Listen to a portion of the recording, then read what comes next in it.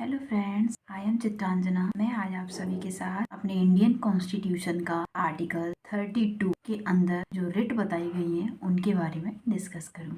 वो रिट बहुत ही ज़्यादा इम्पोर्टेंट है एग्जाम पर्पज से। जो हमारे फंडामेंटल राइट है पार्ट 3 में दिए गए हैं और जो 12 से लेके 35 तक, उनमें से हमारा एक फंडामेंटल राइट है आर्टिकल 32, जिसमें कहा गया है संवैधानिक उपचारों का अधिकार। उसके अंदर 5 प्रकार की रिट बताई गई है। जब भी हमारे फंडामेंटल राइट का उल्लंघन होता है, वायलेशन होता है, तब वो रिट लगाई जाती है। संवैधानिक उपचारों का अधिकार है, एक मौलिक अधिकार है। ये भारत के सभी नागरिकों को प्राप्त है। ये जो मौलिक अधिकार है, जो अन्य मौलिक अधिकारों के हनन के समय नागरिकों को उनके हनन हो रहे मूल अधिकारों की रक्षा करने का उपचार प्रदान करता है। ये संवैधानिक उपचारों का अधिकार अपने आप में कोई अधिकार नहीं है, लेकिन अन्य मौलिक अधिकारों का रक्षक है। इसके अंतर्गत कोई भी व्यक्ति मौलिक अधिकारों के हनन की स्थिति में न्यायालय में शरण ले सकता है। इसलिए डॉक्टर अंबेडकर जी ने आर्टिकल 32 को संविधान का सबसे महत्वपूर्ण अनुच्छेद बताते हुए कहा है कि इसके बिना संविधान अर्थहीन है, और ये कहा है कि अनुच्छेद 32 संविधान की आत्मा और हृदय है।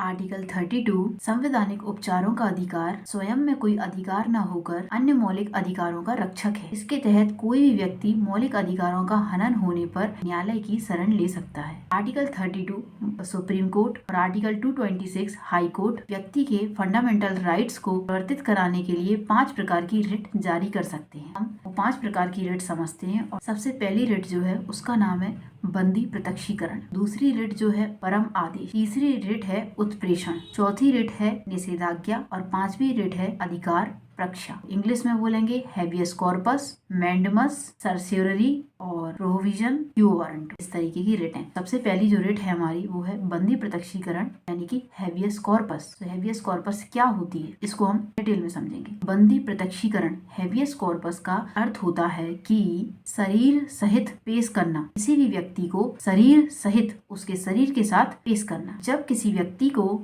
गिरफ्तार किया जाता है तो कोर्ट बंदी प्रत्यक्षीकरण का ऑर्डर दे सकती है। इस ऑर्डर का यानी इस आदेश का अर्थ होता है कि गिरफ्तार करने वाले व्यक्ति को 24 आवर्स के अंतर्गत मजिस्ट्रेट के समक्ष अनिवार्य रूप से पेश किया जाए। यदि न्यायालय ये पाता है किसी व्यक्ति को अवैध रूप से गिरफ्तार किया गया है तो उसे छोड़ने का आदेश दे सकता है। तो बंदी प्रत्यक्षीकरण में यही है कि अगर किसी व्यक्ति को गिरफ्तार किया जाता है या इल्लीगल तरीके से गिरफ्तार किया जाता है तो कोर्ट उसे छोड़ने का ऑर्डर दे देता है बंदी प्रत्यक्षीकरण रिट को जारी करके। और अगर किसी व्यक्ति को गिरफ्तार किया जाता है तो कोर्ट उसे 24 आवर्स के अंतर्गत मजिस्ट्रेट के न्यायालय में पेश करने का ऑर्डर देता है। तो बंदी प्रत्यक्षीकरण की रिट तभी जारी की जाती है जब किसी व्यक्ति को गिरफ्तार किया जाता है, इल्लीगल तरीके से गिरफ्तार किया जाता है, या वो कहीं गायब हो जाता है, मिलता नहीं है, तो इसलिए कोर्ट के द्वारा रिट जारी की जाती है उस व्यक्ति को सशरीर शरीर के साथ न्यायालय में पेश किया जाए। तो हमारी बंदी प्रत्यक्षीकरण की रिट कंप्लीट। अब हम सेकंड रिट समझ रहे हैं। सेकंड रिट है हमारी मैंडमस। मैंडमस यानी परम आदेश। इसका अर्थ होता है कि हम आदेश देते हैं। अब ये आदेश कब जारी किया जाता है? ये आदेश तब जारी किया जाता है जब कोई सरकार या उसका कोई उपकरण अथवा अधीनस्थ न्यायाधिकरण या निगम या लोक प्राधिकरण अपने कर्तव्यों का निर्वहन करने में असफल रहते हैं। तब न्यायालय इस प्रकार का आदेश में कानूनी कर्तव्यों का पालन करने का ऑर्डर देता है, यानी आदेश देता है कि आप अपने कर्तव्यों का पालन करें। जब कोई अधीनस्थ ऑफिसर अपना काम नहीं करते तो न्यायालय उनको यह आदेश देता है कि आप अपना काम कीजिए। तो ये आदेश कब जारी किया जाता है? जब सरकार का कोई प्राधिकरण, कोई अधीनस्थ ऑफिसर अपना काम नहीं करते, अपना काम करने में असफल रहते हैं, तब ये आदेश दिया जाता है कि आप अपना कर्तव्य का पालन करें। तब ये मैंडमस की रिट जारी की जाती है। सो हमारा परम आदेश की जो रिट है मैंडमस वो कंप्लीट हो गई। हम पढ़ रहे हैं थर्ड है सर्स्योररी यानी उत्प्रेषण। उत्प्रेषण वाली रिट कब जारी की जाती है? उत्प्रेषण वाली रिट का मतलब ये होता है जब सुप्रीम कोर्ट या हाई कोर्ट यानी सर्वोच्च न्यायालय या उच्च न्यायालय द्वारा अधीनस्थ न्यायालय या ट्रिब्यूनल न्यायालय या अर्ध न्यायिक प्राधिकरण द्वारा जारी किए गए ऑर्डर को रद्द करने के लिए उत्प्रेषण की रिट जारी की जाती है। यानी कि हाई कोर्ट और सुप्रीम कोर्ट के जो सबऑर्डिनेट ट्रिब्यूनल हैं और भी अधीनस्थ न्यायालय हैं, उनके द्वारा कोई ऑर्डर जारी किया जाता है तो उसको रद्द करने के लिए उत्प्रेषण की रिट जारी की जाती है, तो उत्प्रेक्षण की रिट जारी की जाती है। तो ये सबऑर्डिनेट न्यायालयों पर ही लगती है, जो हाई कोर्ट और सुप्रीम कोर्ट के सबऑर्डिनेट कोर्ट हैं, उन पर ये रिट लगाई जाती है। ठीक है, तो हमारी जो तीसरी रिट है वो कंप्लीट हो गई। चौथी रिट है प्रोहिबिशन। ठीक है, प्रतिषेध यानी निषेधाज्ञा। अब निषेधाज्ञा का अर्थ होता है कि रोकना, इसको स्टे ऑर्डर भी कहा जाता है। अब इस अधिकार के द्वारा हाई कोर्ट या सुप्रीम कोर्ट अपने अधीनस्थ न्यायालय या अर्ध न्यायिक सिस्टम की कार्रवाई को रोकने के लिए ये रिट जारी की जाती है। इस रिट के जारी करने के बाद अधीनस्थ कोर्ट की कार्रवाइयां समाप्त कर दी जाती है। कोर्ट में जो कार्रवाई चल रही होती है उनको समाप्त कर दिया जाता है इस रिट के जारी करने के बाद। प्रतिषेध यानी निषेधाज्ञा, इसका मतलब ही ये है कि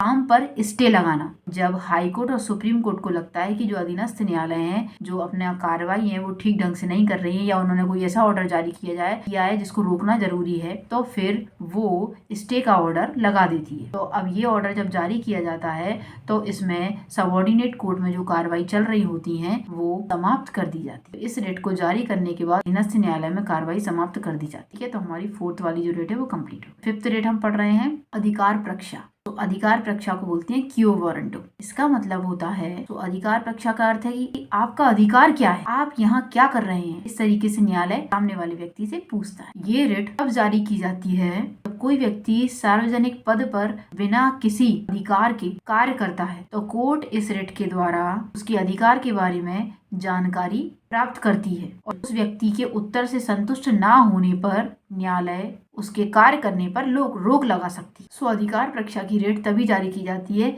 जब कोई व्यक्ति किसी सार्वजनिक पद पर बिना किसी अधिकार के आ जाता है और कार्य करने लगता है, तो न्यायालय उससे पूछती है कि तुम्हें ये अधिकार किसने दिया। जैसे कोई व्यक्ति आ जाए, एक बार क्या होता है कि दो व्यक्ति का एक ही सेम नाम था और दो ऑफिसर थे वो, और उनका एक ही जगह ट्रांसफर हुआ। अब वो दोनों वहां पहुंच गए, वो कहते हैं कि मेरा नाम है, दूसरा वाला कहता है मेरा नाम है। तब ये वाली रिट जारी हो गई। तो न्यायालय ने उनसे पूछा, फिर उनके सरनेम के आधार पर उनको अलग किया गया। कुछ चीजें देखी गई तब उनको अलग किया गया, लेकिन न्यायालय ने उनसे पूछा कि तुम्हें ये अधिकार किसने दिया है, तुम यहाँ आए कैसे काम करने के लिए। तो उन्होंने बताया कि मेरा नाम आया था ट्रांसफर में, इसीलिए सिटी में आ गया, इस डिस्ट्रिक्ट में आ गया, मेरा काम है यहाँ करने का। फिर क्लैरिफिकेशन करके उनको क्लियर किया कि तुम्हारा नाम नहीं है, दूसरे व्यक्ति का नाम है। न्यायालय उनके उत्तर से सेटिस्फाई नहीं हुआ तो उनके काम को रोक देने का आदेश दे दिया। ये अधिकार पक्षा का मतलब होता है कि न्यायालय उनसे पूछता है कि आप इस सार्वजनिक पद पर हैं, तो आपको ये अधिकार किसने दिया है, आप यहाँ कैसे आए, आपका क्या अधिकार है। सो अधिकार पक्षा की रेट हमारी कंप्लीट। सो हम एक संक्षिप्त में पढ़ लेंगे कि हमारी पहली रेट जो थी वो हैबियस कॉर्पस थी। हैबियस कॉर्पस कब लगाई जाती है, किसी व्यक्ति को इलीगल तरीके से कारावास में बंद कर दिया जाता है, या उसको गायब कर दिया जाता है, या उसको पकड़ लिया जाता है, तो फिर हैबियस कॉर्पस की रेट लगाई जाती है उसका शरीर कोर्ट में पेश करने के लिए। दूसरी रेट थी हमारी मैंडेमस यानी परम आदेश। अब यदि कोई व्यक्ति एक पद पर है और वो अपना काम ढंग से नहीं कर रहा है, जैसे कोई डॉक्टर है, कोई सरकारी डॉक्टर है और वो टाइम से नहीं आ रहा है, काम नहीं कर रहा है, तो न्यायालय उससे पूछेगा कि तुम क्यों नहीं कर रहे, जो तुम्हारी ड्यूटी है वो तुम्हें करनी चाहिए ना पूरी, तुम अपनी ड्यूटी कंप्लीट नहीं करोगे तो कैसे चलेगा। तो न्यायालय उसको आदेश देगी कि तुम अपना कार्य करो। ठीक है, तो ये परम आदेश हो गया। उसके बाद थर्ड वाला जो है वो है उत्प्रेषण। उत्प्रेषण में क्या होता है कि देखो हाई कोर्ट और सुप्रीम कोर्ट के जो सबऑर्डिनेट न्यायालय है, उनके द्वारा कोई ऑर्डर दिया गया है और उनके द्वारा कोई ऑर्डर दिया गया है तो उनकी वजह से कोई कार्रवाई रुकी हुई है, तो न्यायालय ऊपर से बोलता है कि आप अपने ऑर्डर को रद्द कर दीजिए। उनके ऑर्डर को रद्द कराने के लिए उत्प्रेषण रिट जारी की जाती है। ठीक है, जिससे काम फिर से जारी हो जाए, काम रुके ना, मतलब यानी कि नीचे की न्यायालय अगर ढंग से काम नहीं कर रही होती है तो टेम्परेरी वाली यानी उत्प्रेषण रिट जारी की जाती है। अधीनस्थ कोर्ट के लिए जारी की जाती है जो हाई कोर्ट और सुप्रीम कोर्ट के सबऑर्डिनेट कोर्ट होती है। उसके बाद निषेधाज्ञा यानी प्रोहिबिशन यानी प्रतिषेध वाली रिट कब जारी की जाती है, ये भी हाई कोर्ट और सुप्रीम कोर्ट जो सबऑर्डिनेट न्यायालय होते हैं तो उनकी कार्रवाई को रोकने के लिए ये प्रतिषेध वाली रिट जारी की जाती है। और जब ये रिट जारी हो जाती है तो अधीनस्थ न्यायालयों में जो कार्रवाई चल रही थी वो समाप्त कर दी जाती है। उसके बाद लास्ट वन थी अपनी अधिकार प्रक्षा यानी क्यो वारंटो, यानी कोई व्यक्ति सार्वजनिक पद पर आ जाता है तो न्यायालय उससे पूछती है कि तुम्हें ये अधिकार किसने दिया, तुम यहाँ कैसे आए काम करने के लिए, और अगर उसका उत्तर सेटिस्फाई होता है तो न्यायालय उसे काम करने देती है, और उसका उत्तर सेटिस्फाई नहीं होता है तो न्यायालय उसको हटा देती है या फिर उसके कार्य पर रोक लगा देती है। सो इस तरीके से ये रिट जारी की जाती है। और ये रिट क्यों जारी की जाती है, जब हमारे फंडामेंटल राइट का उल्लंघन होता है तो हम ये रिट जारी करवा सकते हैं हाई कोर्ट में जाके 226 के अकॉर्डिंग और सुप्रीम कोर्ट में आर्टिकल 32 के according. So thank you so much friends for watching me and listening.